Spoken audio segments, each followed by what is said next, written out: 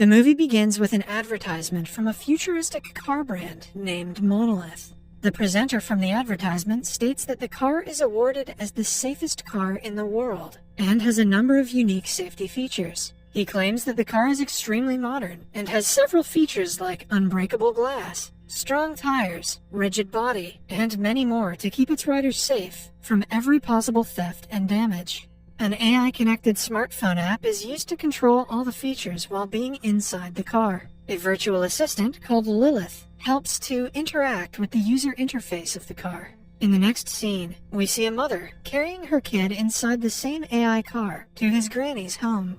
While talking to the AI assistant, Lilith, we get to know that the mother's name is Sandra, and her 2-year-old son is David.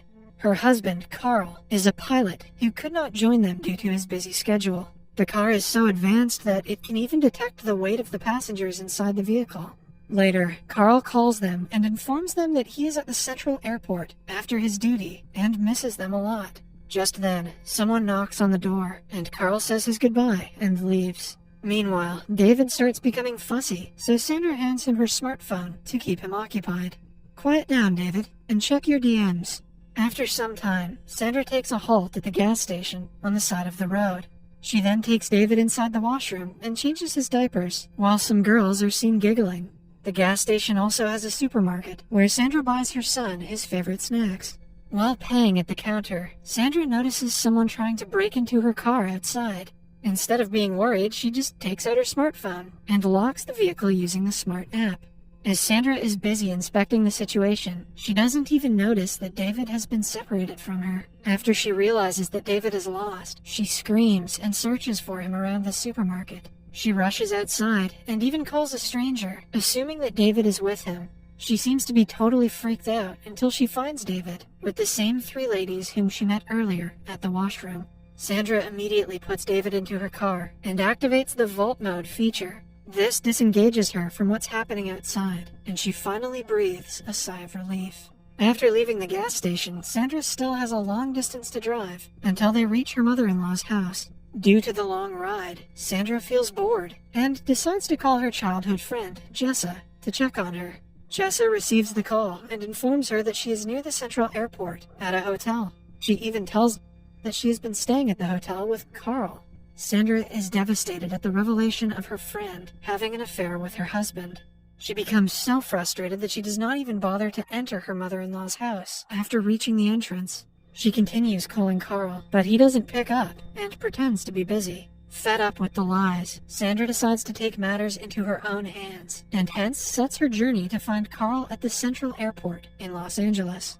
On her way, a board shows that the distance to Los Angeles is about 320 miles. After a while, Lilith, the smart AI, mentions that a serious accident has taken place on the main highway, which will slow them down. She then suggests Sandra take the bypass road, which will save them a lot of time. However, the AI also mentions that the route is deserted and barely has any passengers. Sandra, who is adamant on confronting her husband, does not think twice and takes the alternative route.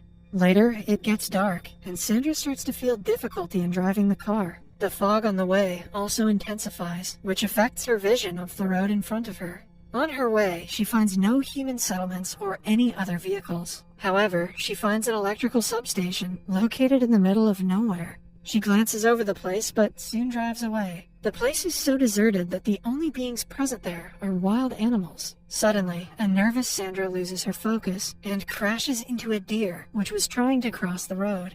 Because of the collision, David starts crying, and like always, Sandra hands over her smartphone to calm him down. Here, David, catch up on your dank memes. She then immediately gets out to check on the animal, but it appears to be almost dead. The deer is stuck below the front part of the car, and because of it, Sandra is unable to move her car ahead.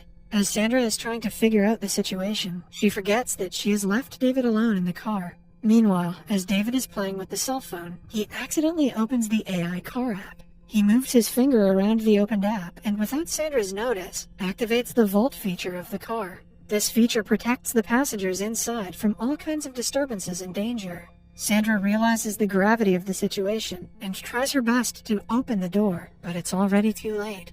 As Sandra is locked outside the car, she tries her best to make the 2-year-old David switch off the vault mode, but he doesn't understand a word and simply keeps on playing with the phone.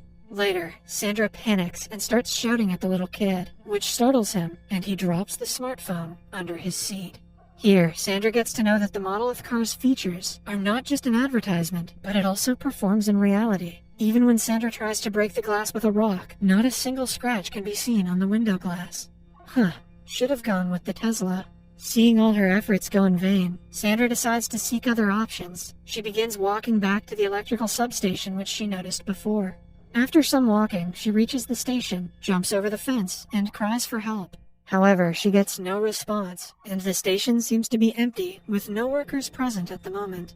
After this, Sandra enters one of the rooms, and finds some necessary items inside. She takes a flashlight to use at night, and a big wrench to help her break the glass of the locked car. Just as she leaves the substation, she notices a wild animal following her. As Sandra rushes back, a coyote attacks her, so she climbs onto the roof of the car. Despite her best efforts to scare off the animal, it remains unfazed. In a last-ditch attempt, Sandra starts banging the car with the wrench, and an alarm starts blaring, which finally makes the coyote retreat. Just then, Sandra notices David having difficulties breathing. Despite the situation, she manages to calm David, and he finally starts breathing and soon falls asleep.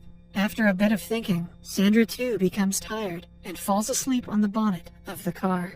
The next day, Sandra wakes up when the sun is already bright. She then immediately rushes to check David's condition inside the car. She finds her baby weak and feeble because of his hungry stomach and dehydration. One of the features of the car also displays the temperature of the surroundings, which appear to be increasing slowly.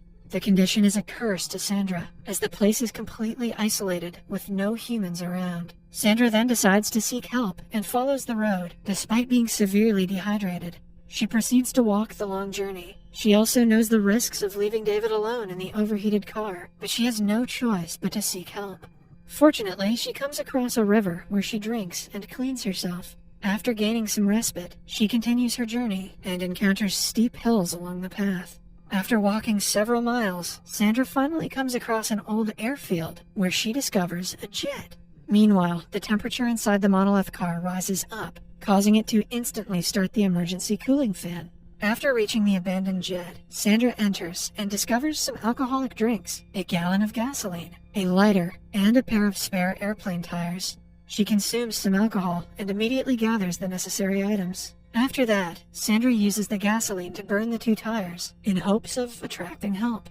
She then takes the gallon and fills it with the river water. Slowly, Sandra walks back to the place where she left David. In the next scene, Sandra hurries to the car and finds David all weak and turning red. She tries calling out to him, but David does not answer or move. The temperature inside the car has increased significantly, and the emergency cooling fans have become ineffective. Seeing the state of her son, Sandra immediately climbs the roof and pours the water she brought from the river, but all her efforts go into vain. Thinking that her child will have to die inside the high-tech vehicle, she again starts to hit the car window with the wrench, but it just wastes her energy. Later, Sandra tries to light a fire outside the car, in hopes that the sensors will detect the smoke and open the windows, but none of this happens. Instead, the emergency cooling fans stop running to prevent the smoke from entering inside. Fatigued, Sandra falls to the ground and has a vision of her and Carl visiting the scene of the accident a year later. There, she realizes her mistakes and still blames Carl for David's death. After some time, she wakes up to a noise and finds it all to be her dream. To make the situation worse, the coyote from last night again appears in front of her. Sandra decides to hide from it and tries to climb on the roof of the car, but as the car's temperature is extremely high, she can't stay there and instead slides below the car. There, the coyote bites her leg, and this is when Sandra realizes that it is the deer that the coyote is after. As soon as the coyote drags the deer out, the car starts rolling backwards. The deer was the reason that the car was held in position. Sandra immediately gets out from under the car and tries to stop it from sliding back. Despite her best efforts, the car continues to roll, edging closer to a fall.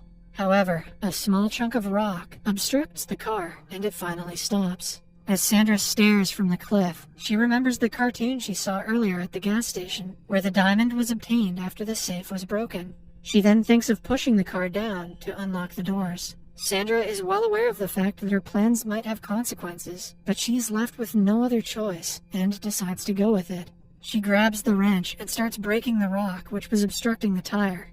After successfully removing the rock, Sandra purposely pushes the car down the cliff, with the baby still inside. As the car is thrown into the air, its built-in AI starts to function and immediately realizes that the car is falling from a height. The features of the car get to work and shift its balance, studying the gravitational pressure to fall upright without causing any harm to David. Since the car was designed to deactivate the vault mode at the time of an accident to let the rescuers come in, the doors finally open.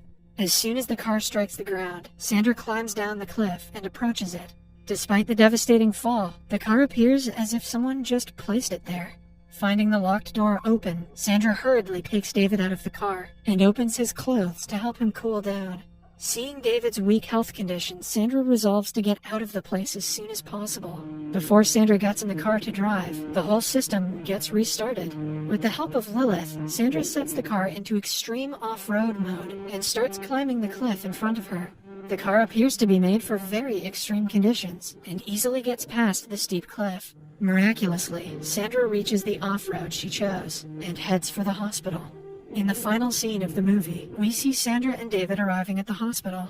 David is kept on the hospital bed beside Sandra and is connected with multiple tubes. Sandra seems worried about David until he opens his eyes and calls her mommy for the first time.